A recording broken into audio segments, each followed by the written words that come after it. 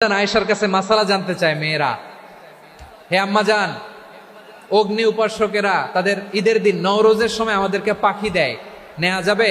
উনি বললেন, ওরা জবাই করে দিলে নেওয়া যাবে না, কিন্তু ওরা যদি ফলমূল এরকম খাবার দেয় এগুলো নেওয়া যাবে। তার মানে অমুসলিমদের দেয়া উপহার এটা গ্রহণ করা যায়। সুবহানাল্লাহ বলেন। শুধু তাই নয়, বিষ্ণু ঈসা ইসলাম অমুসলিমদের সাথে আর্থিক লেনদেনও করেছেন, ফিনান্সিয়াল ডিলিং করেছেন। অমুসলিমদের সাথে প্রয়োজনে আপনি ফিনান্সিয়াল ডিলিং করতে পারবেন। আমরা প্রায় দেখি বাজারের মিষ্টির দোকানগুলো আমার হিন্দু ভাইদের, তারপরে যে বারবার সব চুল কাটে যে নাপিত, অধিকাংশ নাপিতের দোকানে কারা? আমার হিন্দু ভাইরা।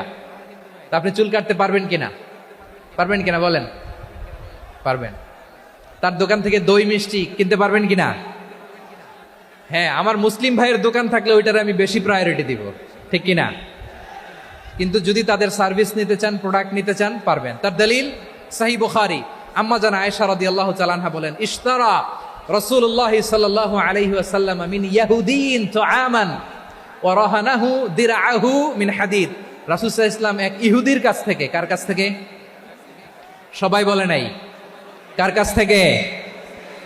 আমার নবী, পেয়ারা নবী এক ইহুদির কাছ থেকে জব কিনেছিল। জব, বার্লি, যেটা দিয়ে রুটি বানায়।